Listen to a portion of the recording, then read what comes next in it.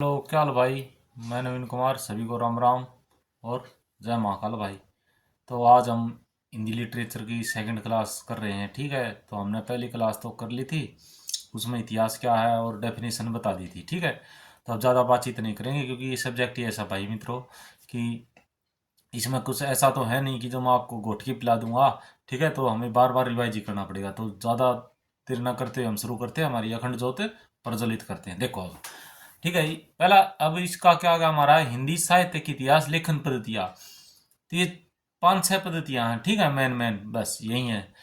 तो इनके बारे में अब वर्णन करते हैं। तो हमारा सबसे पहली या पुरानी हमारी पहली पद्धति है भाई, वर्णानुक्रम पद्धति। ठीक है, वर्णानुक्रम पद्धति का होता मतलब वर्ण, वर्ण का मतलब नाम के आधार पर, यानी इसको वर्णमाला पद्धति भी कहते हैं भाई, वर्णमाला। ठीक है ना, वर्णमाला तो हिंदी में होगा ना, वर्णमाला होती है हमारी, जैसी ये वर्णमाला पद्धति के भी कहते हैं इसको। या जैसे अल्फाबेट के आधार पे नहीं होता ए बी सी डी, जिसका ए पे नाम है वो पहले आता है, जिस जैसे हम डिक्शनरी में देखते हैं वर्ड, या हिंदी डिक्शनरी में देखते हैं उस तरह से। तो इसमें क्या, इसको क्या कहते हैं सबसे पहले कि वर्णमाला पद्धति भी कहते हैं भाई, इसका दूसरा नाम। और यह सबसे प्राचीन पद्धति है और यह दोषपूर्ण है। तो दोषपूर्ण तो इसका मतलब क्या होगा, ये अवैज्ञानिक पद्धति भी होगी। ठीक है ना, इसको अवैज्ञानिक पद्धति भी कहा जाता है क्योंकि इसमें दोष है, और इसको वर्णमाला पद्धति भी कहा जाता है। कहने का मतलब ये है भाई कि इसमें लेखकों और कवियों का जो परिचय होता है ना, परिचय विवरण, वो उनको नाम के वर्णानुक्रम के अनुसार दिया जाता है भाई। जैसे पहले एक कबीर और केशव है मान ले कवि, तो उनका साथ साथ वर्णन करना पड़ेगा क्योंकि कै पे कबीर है और कै पे ही क्या है, केशव है। लेकिन इसमें ये नहीं देखा जाएगा कि कोई भक्ति काल का कोई रीति काल का है, नहीं है। इसमें सिर्फ नाम के अक्षर के अनुसार ही जो जिसने साहित्य लिखा है वो आएगा भाई। ठीक है इसमें। तो अब सेकंड है, इसमें इस पद्धति का प्रयोग किस किस ने किया था, ये इंपॉर्टेंट है। तो तुम्हारा पता है, एक गारता गारसा तासी था और एक तुम्हारा शिव सिंह सिंगर था, इन्होंने किया था। ठीक है, इनकी बुक भी है। तो ये रही। ठीक है, ये इस्तवार द ला लिटरेंत्र इंदई हिंदुस्तानी 1839 में लिखी गई थी। इसकी बाद में डिटेल करेंगे, ठीक है ना, इन बुकों की। फिर दूसरा हमारा शिव सिंह सेंगर जी, उन्होंने भी इसी पद्धति का अपने जो बुक लिखी थी उसमें प्रयोग किया था, शिव सिंह सरोज में किया था। ठीक है ना, ये 1883 ईस्वी में लिखी थी इसकी। तो इसी वही आ गया, इसमें लेखकों कवियों का परिचयात्मक विवरण उनके नामों के वर्णानुक्रम के अनुसार किया जाता है। ठीक है, इसलिए इस पद्धति में जैसे कबीर और केशव का करना हो, कबीर और केशव का विवेचन करना हो, या उनकी मालिक उनका जो रचनाएं था उनका विवेचन करना हो, तो कैसे करना पड़ेगा, एक साथ करना पड़ेगा क्योंकि कै पे ही कबीर है, कै पे ही केशव है तुम्हारा। ठीक है, इसलिए दोनों के नाम के अक्षर कैसे शुरू होते हैं, सही भले ही उनका काल अनुक्रम दृष्टि से भक्ति काल का हो, रीति काल का हो, लेकिन इस वर्णमाला के अनुसार यदि वो किताब में लिखेंगे तो इसी के अनुसार इन दोनों का इकट्ठा करना पड़ेगा। इसलिए अवैज्ञानिक भी है ये, वर्णमाला पद्धति भी इसको कहते हैं भाई, आगे समझ में। इसलिए ये देखो, इसलिए इस पद्धति में जो ग्रंथ लिखे जाते हैं या बुक लिखी जाती है ना, बुक, उनको हम साहित्यकार कोश तो कह सकते हैं, लेकिन इतिहास ग्रंथ हम नहीं कह सकते इनको। ठीक है, ये इतनी है बस, इतनी कर लेना। दूसरी हमारी है कालानुक्रम पद्धति। कालानुक्रम, काल का मतलब समय, समय के अनुसार। समय का मतलब है इसमें जैसे कोई लेखक या रचनाकार है यार, उनकी जो जन्म तिथि होती है ना उसके अनुसार होता है।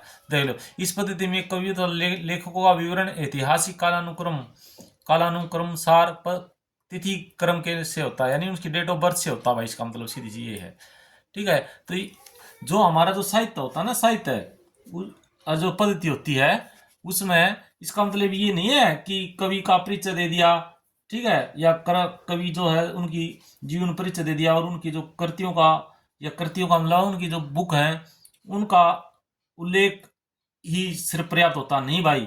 उसमें युगीन जो प्रवृत्ति होती है ना, उनके संदर्भ में कवि की जो प्रवृत्तियां होती है ना, प्रवृत्तियां, उसका विश्लेषण भी किया जाता है। कहने का मतलब ये है भाई, कालानुक्रम पद्धति भी अच्छी नहीं है, यानी सही नहीं है, क्योंकि इसमें क्या होगा, कवि की जो जन्म तिथि है और जो रचना है जब लिखी थी उन्हीं के अनुसार ही होता है। तो लेकिन क्या होता है हमारा इतिहास में, सिर्फ इनसे काम नहीं चलता भाई। उस समय की युग की परिस्थितियां, युगीन परिस्थितियां मतलब उस समय की क्या परिस्थितियां रही थी वो, और कवि की प्रवृत्तियां क्या थी, उनका भी विषय ध्यान रखा जाता है। इसलिए ये तुम्हारी जो है पद्धति, कालानुक्रमी पद्धति, ये भी क्या है तुम्हारी अच्छी नहीं है भाई। तो इसमें और देख लो किस किस कवियों ने प्रयोग किया भाई। इस पद्धति का प्रयोग किया तुम्हारा ये पढ़ भी लेना चाहिए, कवियों का वर्ष संग्रह मात्र बनकर रहेगा, ये एक ही बात है। अब देखो इसमें क्या तुम्हारा नंबर 1 है जॉर्ज अब्राहम ग्रीशियन, ठीक है ना। इसने the modern vernacular literature of Hindustan लिखा था ना 1888 ईस्वी में, इसने भी इसी पद्धति का प्रयोग किया है भाई।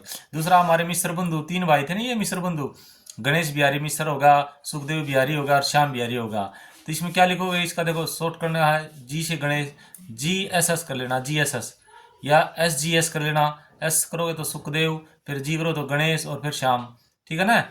GSS भी कर सकते हो इसका शॉर्ट ट्रिक याद करने के लिए, यानी गणेश बिहारी मिश्र, सुखदेव बिहारी मिश्र और श्याम बिहारी मिश्र, ये 3 भाई थे। इन्होंने एक बुक लिखी थी मिश्र बंधु विनोद, 1913 ईस्वी में, बहुत इंपॉर्टेंट बुक है ये, ठीक है। इसमें इसका आगे डिटेल बताएंगे। तो इन दोनों ने भी कालानुक्रम पद्धति का प्रयोग किया था, और ये पहली थी हमारी ये वर्णानुक्रम, इसमें भी 2 ने किया था, ठीक है ना, गारता तासी और ये तुम्हारा शिव सिंह सिंगर ने किया था।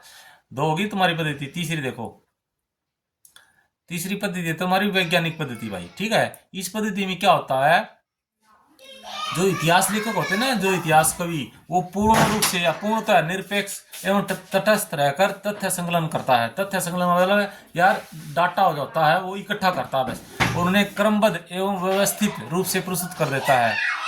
इसमें क्रमबद्धता एवं तर्क पुष्टता अनिवार्य रूप से होती है भाई, लेकिन इसमें भी एक दोष है, जो कालानुक्रमानुसार पद्धति है, इतिहास तथ्य संकलन मात्र न होकर व्याख्या एवं विश्लेषण की अपेक्षा भी करता है, ठीक है।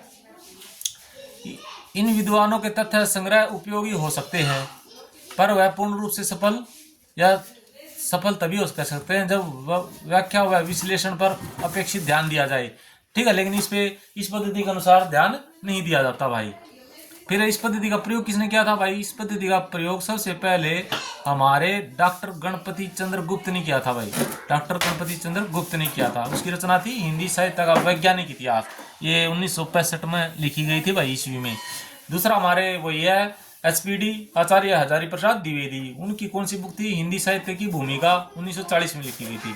तो ये दोनों बुक भी वैज्ञानिक पद्धति के आधार पर ही लिखी गई है, ठीक है। चौथी हमारी आती है भाई विधेयवादी पद्धति। विधेयवादी पद्धति, इस पद्धति का जनक कौन है तुम्हारा, पेन है, तासा है, या वेन भी, कई पुस्तक है ना जो वेन भी लिखा सकता है, तेन भी या तासा भी, इस पद्धति का ये सर्वाधिक उपयोगी पद्धति है भाई, ठीक है। और उन्होंने विधेयवादी पद्धति को 3 शब्दों में बांटा, मैंने बताया था ना कल वाली क्लास में, जाति विशेष, वातावरण विशेष, अक्षण विशेष, ये वाला यही आता है, ठीक है। इसको बहुत इंपॉर्टेंट कर लेना भाई, एक बार पेपर में भी आया था, पहले बता देता हूँ मैं। इस पद्धति में रचनाकारों का जो परिचय होता है ना, वो परिचय वो कालानुक्रम पद्धति में होता है, तथा साथ ही उनकी प्रवृत्तियों का विश्लेषण, प्रवृत्तियों का भी देखो, प्रवृत्तियों का विश्लेषण बहुत जरूरी है, तथा तुलनात्मक दृष्टिकोण का प्रयोग भी किया जाता है। इन 2 वजह के कारण क्या होती है, ये पद्धति बहुत वैज्ञानिक टाइप की है, यानी बहुत सक्सेसफुल है, सर्वाधिक महत्वपूर्ण है भाई, क्योंकि सिर्फ ये 2 कवियों की प्रवृत्ति भी आएगी इसमें, और तुलनात्मक दृष्टिकोण का प्रयोग भी होगा, इसलिए है भाई ये सब महत्वपूर्ण या उपयोगी। उसका जनक कौन है, तेन है तुम्हारा। अब देखो इस पद्धति का प्रयोग हिंदी साहित्य में सबसे पहले रामचंद्र शुक्ल ने किया था, कल भी जिक्र करा था ना मैं, ये सबसे ज्यादा आलोचनात्मक है भाई इसकी, और ये तुम्हारी SPD की बनती नहीं थी, बनने का मतलब वो उसके जो आंकड़े थे या जो तथ्य थे या जो बात थी उनको काटते थे, ठीक है, अच्छाई बुराई उनके निकालते थे। और इसकी एक पुस्तक थी हिंदी साहित्य का इतिहास, 1929 ईस्वी में ये प्रकाशित हुआ था, इसी पद्धति पर लिखा गया है, वैज्ञानिक पद्धति पर। अब 5वीं एक आलोचनात्मक पद्धति भाई, इसमें क्या होता है, इसमें क्या होता है, जो इतिहासकार होते हैं, जो लेखक होते हैं भाई, वो और जो रचनाओं के जो परिचय है, रचनाएं जो लिखते हैं, गद्य या पद लिखते हैं जो भी, उससे ज्यादा उनकी रचनाओं के मूल्यांकन पर बल दिया जाता है, उन रचनाओं का मूल्यांकन किया जाता है भाई, ठीक है, कि कैसी है कैसी नहीं है, परिचय से ज्यादा। परिचय एक अलग होगा भाई और मूल्यांकन एक अलग होगा, मूल्यांकन बहुत डीपली होगा और परिचय तो ऊपर ऊपर से होता ही होता है। बस सर्वप्रथम प्रयोग किसने किया था इसका, डॉक्टर रामकुमार वर्मा ने, कौन सी पुस्तक में करा था, या कहना मतलब इसकी ये पुस्तक इस पद्धति के अनुसार लिखी गई है, कहना मतलब ये है हिंदी साहित्य का आलोचनात्मक अध्ययन, ये 1938 में तुम्हारी लिखी गई थी भाई, ठीक है। अब देखो इसमें क्या होता है, इस पद्धति में रचनाकारों के परिचय के साथ साथ शास्त्रीय मान्यताओं के आधार पर उनकी रचनाओं की समीक्षा की जाती है। एक सेकंड रुको भाई, मैं बाहर जाके आ रहा हूँ, बोर्डा शो कर रहे हैं, एक सेकंड ये तुम देख लो, ठीक है, एक सेकंड भाई, मैं पहले कौन था, मैं वो बना ला रहा हूँ।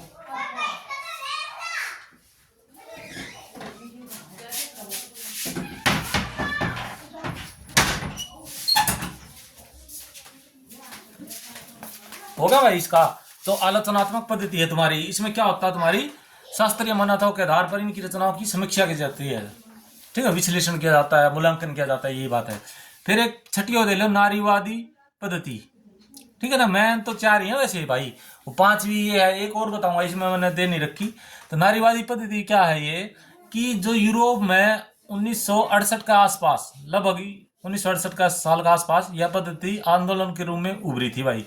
क्यों उभरी थी, क्योंकि वो कहते थे कि अब तक का इतिहास केवल पुरुषों का इतिहास है। जो नारी थी वहां की, जो लेखिका थी, वो कहती थी कि अब तक का इतिहास पुरुषों का इतिहास है। यहाँ कहना तो अब तक जो लिखे गए हैं, जिन्होंने महानुभावों ने लिखे हैं, वो सारे पुरुषों का के बारे में लिखे। राजा था, जैसे आदिकाल में तो राजा आ करते ना, चारण कवि आ करते, जो किसी राजा के संरक्षण में काम करते थे, वो तो उसी राजा का बारे में लिखेंगे कि हाँ जी ये राजा अच्छा था जी, वो सोसाई कैसा भी बुरा हो, लेकिन वो लिखते थे।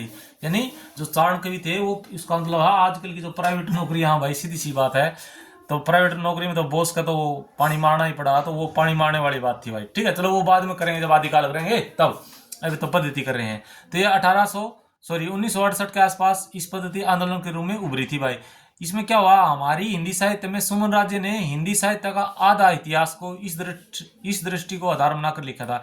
यानी जो ये बुक है या जो ग्रंथ है हिंदी साहित्य का आधा इतिहास, ये नारीवादी पद्धति के आधार पर लिखा गया है किसका, ये सुमन राज्य का है, ठीक है। और इस पुस्तक में क्या लिखा था कि अब तक का इतिहास पुरुषों का इतिहास है भाई, ये है तुम्हारी, ठीक है। अब एक पद्धति और देख लो, इसमें लिख नहीं रखी, वो लिख लो समाज शास्त्रीय पद्धति, ठीक है ना। समाज शास्त्रीय पद्धति, समाज शास्त्रीय पद्धति, ठीक है, लिख लोगे। देखो इसमें लिखा नहीं रहा, समाज शास्त्रीय पद्धति लिख लेना भाई। समाज शास्त्रीय पद्धति में क्या होता है मैं बता देता हूँ। जो समाज शास्त्रीय पद्धति है वो कार्ल मार्क्स के द्वंद्वात्मक भौतिकवाद के सिद्धांत पर आधारित है भाई। ये समाज शास्त्रीय पद्धति है, ये नोट कर लो भाई, बहुत इंपॉर्टेंट है, ये मिलेगी नहीं जल्दी सी, नहीं को करा रहा भाई। ये मैंने बहुत बुकों में इकट्ठा करके निचोड़ दो, जैसे दूध को उबाल के जो खोआ निकालते हैं ना, खोआ या मावा बोलते हैं जिसको, वो मावा है भाई। जो पढ़ने वाला बच्चा वही इसकी इंपोर्टेंस समझ सकता है। देख सीधी सी मैं बात बता सकता हूँ आपको। तो ये है हमारी साथ ही समाज शास्त्रीय पद्धति। ये क्या है, ये कार्ल मार्क्स के द्वंद्वात्मक भौतिकवाद के सिद्धांत पर आधारित है। समाज का जो द्वंद भी साहित्य से अछूता नहीं है भाई। समाज में जो द्वंद होता है, द्वंद का मतलब समझते हो ना, प्रतिस्पर्धा, वो क्या होता है, समाज का जो द्वंद है वो इस साहित्य से अछूता नहीं होता है। इसलिए साहित्य भी एक सामाजिक सृष्टि है। साहित्य क्या है, सामाजिक सृष्टि है, क्योंकि मनुष्य लिखता है तो सामाजिक सृष्टि तो अपने आप हो गया भाई, ठीक है। इसमें भी दो प्रकार की भावनाएं मिलती हैं। इतिहासकार का प्रथम या कर्तव्य इतिहास साहित्य, ये है आपका, इसको ऐसे समझो भाई, साहित्यकार का कर्तव्य है ना, साहित्य का विश्लेषण कर उसे समाज की कसौटी पर कसना होता है। तो क्वेश्चन यहीं से आ जाएगा, साहित्यकार या इतिहासकार का कर्तव्य क्या होता है, तो साहित्य का जो विश्लेषण करके उसे समाज की कसौटी पर कसना होता है, यानी समाज के अनुकूल बनाना होता है। कहने का मतलब ये है यार, और इसमें कुछ भी नहीं है।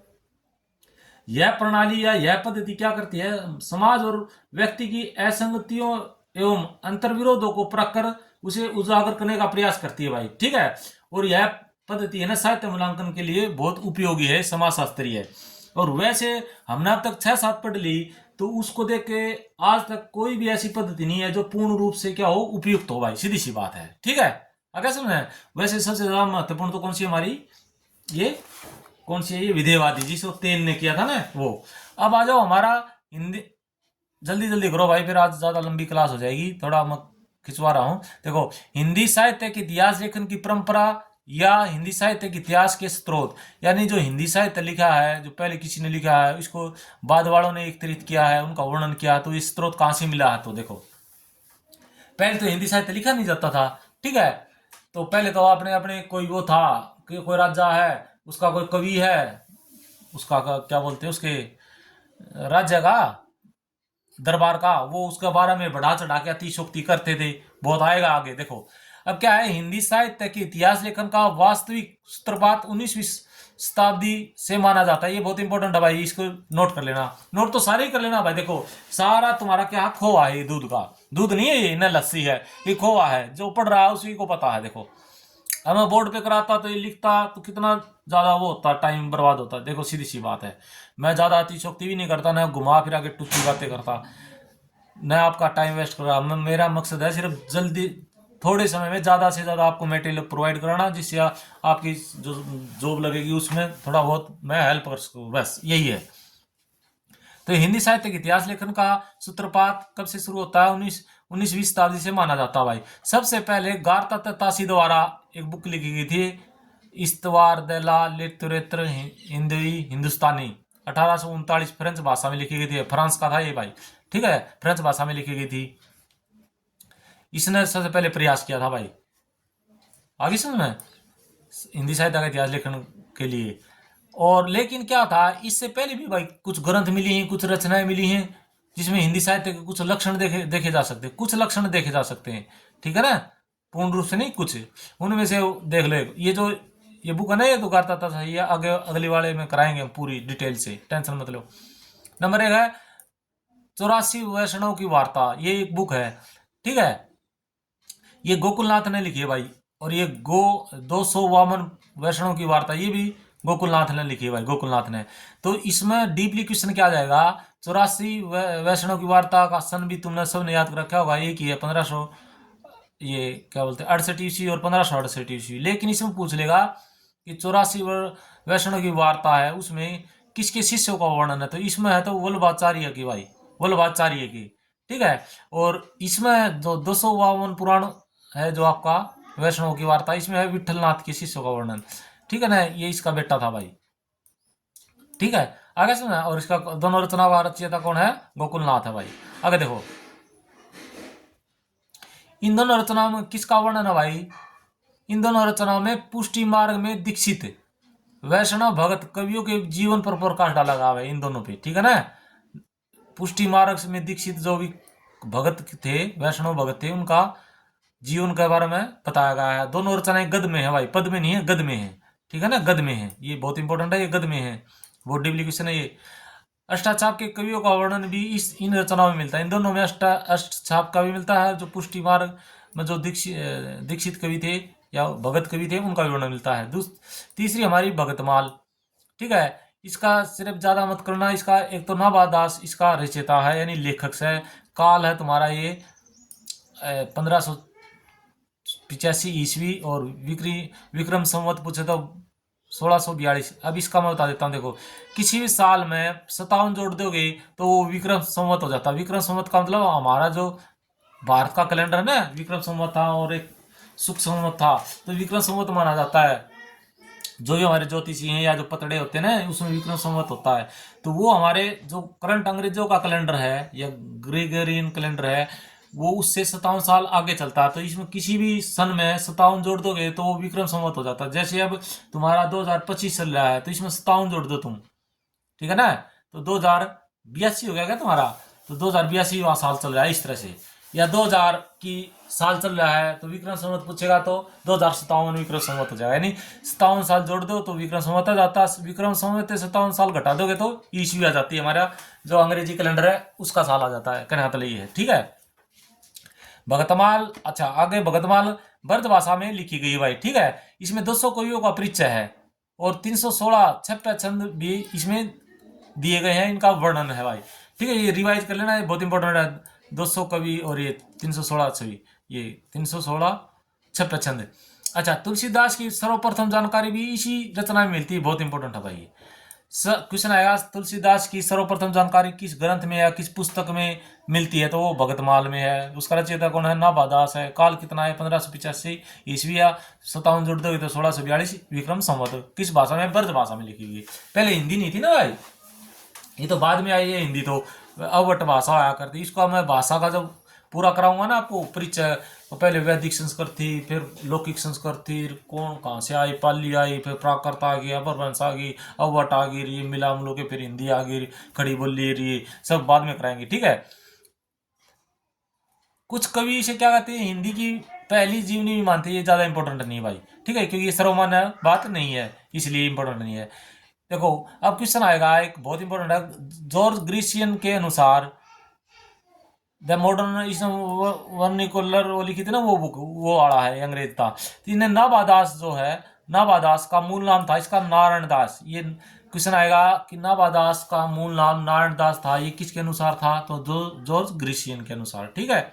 चौथी बुक देख लो, मूल गोसाई चरित, गुसाई चरित, मूल गुसाई चरित, ये 1630 ईस्वी में लिखी गई थी भाई।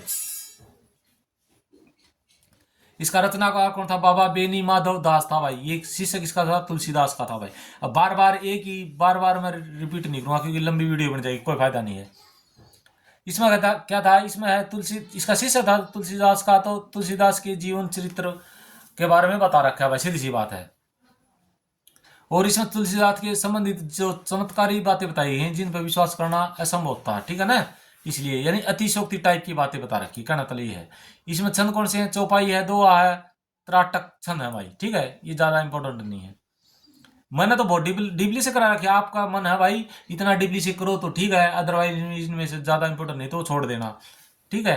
देखो भगत ना भावली, ये पुस्तक है, ये ध्रुवदास की है, 1641 ईस्वी में बनाए लिखी गई थी, और इसमें 116 भगत कवियों का वर्णन है भाई, ठीक है। अभी बार बार रिपीट करूंगा, नहीं देख लेना तुम, ठीक है। अब है कविमाला, कविमाला में क्या भाई, 1655 ईस्वी में लिखी गई थी, इसका कौन है, हरिराय, ठीक है, तुलसीदास नहीं है। ये जो इसका तुलसीदास भी है, यानी तुलसीदास का तुलसीदास नहीं है भाई, अकेला तुलसी है, ये दूसरा कवि है।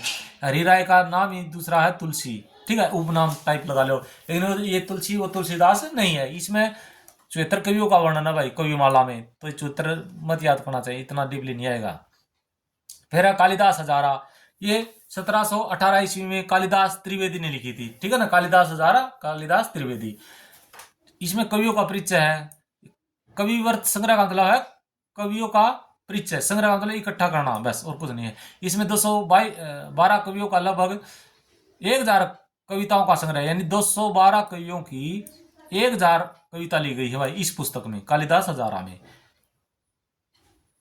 अब ये बहुत इंपॉर्टेंट है भाई, क्वेश्चन आएगा, शिव सिंह सेंगर ने शिव सिंह सरोज जो पुस्तक लिखी थी, उस पुस्तक को लिखने का क्या आधार था, तो वो था आधार भाई कालिदास हजारा पुस्तक थी, और उस पुस्तक का कौन था, तुम्हारा कालिदास त्रिवेदी। ये बहुत इंपॉर्टेंट है, इसको मोस्ट इंपॉर्टेंट कर लेना मित्रों, और नौकरी का जुगाड़ हो जाओ भाई, सीधी सी बात है, ठीक है। CMP वाले हो, यूपी वाले हो, बिहार वाले हो, हमारे हरियाणा वाले हो, दिल्ली वाले हो, जो भी है, जहाँ लिटरेचर आता है। 8वीं है सतकवि गिराविलास, सतकवि गिराविलास, ये पुस्तक का नाम है, ये 1746 ईस्वी में लिखी गई थी बलदेव ने, ठीक है ना। इसमें 17 कवियों की रचनाएं हैं भाई, बस। और इसमें 17 कवि विशेष रूप से रीति काल के हैं, जैसे केशवदास हो गया, चिंतामणि हो गया, बिहारी हो गया, रतिराम हो गया। इसमें ये भी इंपॉर्टेंट बुक है, इसको अंडरलाइन कर लेना, बहुत इंपॉर्टेंट है। फिर है कवि नामावली, जो कवि नामावली है, ये इसमें एक यार मुझे ये याद आ रहा है कि चलो वो बाद में देखेंगे, वो करवाया नहीं करवाया, मुझे ऐसे माइंड में आ रहा है कि वो शायद मैंने छुड़वा दिया आपको, एक कोई था चैप्टर मुझे अभी याद आ रहा है, छोड़ो उसको। कवि नामावली है, 1753 ईस्वी में लिखी गई, शुद्ध ने लिखी थी भाई, ठीक है, बस इसमें और कुछ मत करना। एक विद्वान मोद तरंगणी पुस्तक है भाई, ये 1817 में लिखी गई थी, सुभा सिंह ने लिखी थी, ठीक है। इसमें और कुछ भी नहीं है। नक्सिक वर्णन का मतलब होता है शुरू से अंत तक का वर्णन करना ही नक्सिक वर्णन होता है, कभी तुम सोचोगे क्या होता है, ठीक है, इसमें ज़्यादा नहीं है।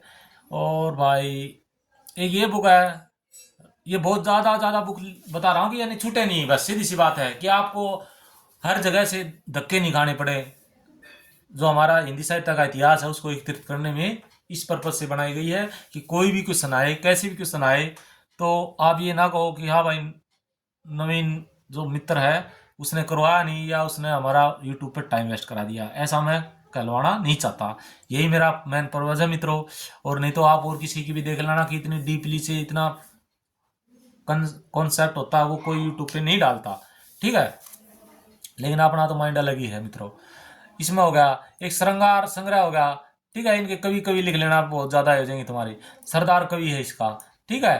फिर एक रस चंद्रोदय पुस्तक है, 1863 में लिखी गई थी, ठाकुर प्रसाद ने लिखी थी। बस इसका इतना ही कर लेना। वैसे तुम्हारी मर्जी है, डिटेल लिख लेना तो लिख लेना, मुझे कोई वो एतराज नहीं है भाई। फिर दिग्विजय भूषण या भूखन, ये 1869 में गोकुल प्रसाद ने लिखी थी भाई। बस इतना ही कर लेना। एक काव्य संग्रह पुस्तक, ये 1875 में लिखी थी महेश दत्त ने। ठीक है, इस वैसे पुस्तक पूरा नाम इसका भाषा काव्य संग्रह, इसमें भाषा और आगे लगा दें तो ये पूरा नाम है वैसे तो। फिर कवि रतनमाला, ये भी देवी प्रसाद मुंशीफ की है। ठीक है, राजस्थान के 108 कवियों का इस कविताओं का वर्णन है। फिर है तुम्हारी ये हजारा, इसको छोड़ दो, ये भी छोड़ दो भाई, ये देख लेना तुम, लिख लेना, मुझे कोई एतराज नहीं है। ठीक है, अब ये इंपॉर्टेंट है भाई, ये कर लेना। Hinduism and Brahmanism, Hinduism and Brahmanism, ये पुस्तक ली थी मोनियर विलियम ने। इसमें क्या है, इसमें हिंदू धर्म के सिद्धांतों का वर्णन है भाई। ठीक है, बस इतना ही, इसको इतना ही कर लेना है। 1883 ईस्वी में एक नारी प्रचारणी सभा की खोज रिपोर्ट है भाई, ये बहुत इंपॉर्टेंट है, मोस्ट इंपॉर्टेंट। क्या था, नारी प्रचारणी सभा है भाई। ठीक है, काशी, ये जो हस्तलिखित ग्रंथ होती है, इनकी खोज का कार्यक्रम चला रहा कि किस ने हाथों से लिखे वो बुक खोजो भाई। तो ये 21 साल चला था, 1900 से 1921 साल तक चला था ये खोज अभियान। ठीक है, और ये खोज अभियान किसका था, तुम्हारा नागरिक प्रचारणी सभा काशी का था। और इसी के आधार पर मिस्र बंधु विनोद रचना भी लिखी गई थी भाई। ठीक है ना, मिस्र बंधु थे ना वो तीन, GSS वो वाले, उन्होंने। और इसमें मुख्य खोजकर्ता कौन थे भाई, ये थे सुखदेव बिहारी मिस्र, श्याम बिहारी मिस्र और हीरालाल। ठीक है ना, हीरालाल ये अलग है, और ये तो दो भाई है ये तुम्हारे। ठीक है ना, ये 3 खोजकर्ता थे मेन। अब एक ये इसको इतना इंपॉर्टेंट नहीं भाई, कबीर एंड दी कबीर पंथ। ठीक है, 1907 में लिखी थी बेसकट ने, ये छोड़ दो। अब इसमें लिखो तुम, ये भी रहने दो भाई। अब ये देखो, बहुत इंपॉर्टेंट है, गोरखनाथ एंड द कनफटा योगीज, ये बहुत इंपॉर्टेंट बुक है। ये 1898 ईस्वी में ब्रिक्स ने लिखी थी, ब्रिक्स, क्योंकि जिक्के में आता है ना ब्रिक्स सम्मेलन, जिसमें 7-8 देश हैं। ठीक है, उस तरह से उसे याद रख लेना कि ब्रिक्स में गोरखनाथ गया था वैसे यार सम्मेलन में, लेकिन वो ब्रिक्स ये नहीं है, वो ये आदमी है ब्रिक्स। ठीक है, नाथ पंथ कवि है ये तुम्हारा ब्रिक्स, पूछ भी लेगा ब्रिक्स कौन सा कवि है, तो नाथ पंथ कवि है भाई। इसको और छोड़ देना, इसको इतना इंपॉर्टेंट नहीं है मित्रों। हाँ, एक ये इंपॉर्टेंट है भाई तुम्हारी, annals and activities of Rajasthan, ये कर्नल टाड है इसका लेखक। ठीक है, हो गया इतना। एक ये भी याद इंपॉर्टेंट रहा, काव्य निर्णय, ये भिखारी दास की है भाई।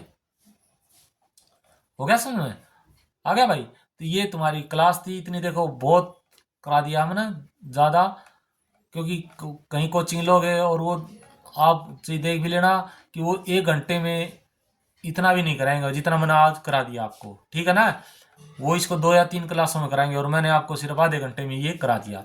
इसको सारा रिवाइज कर लेना मित्रों।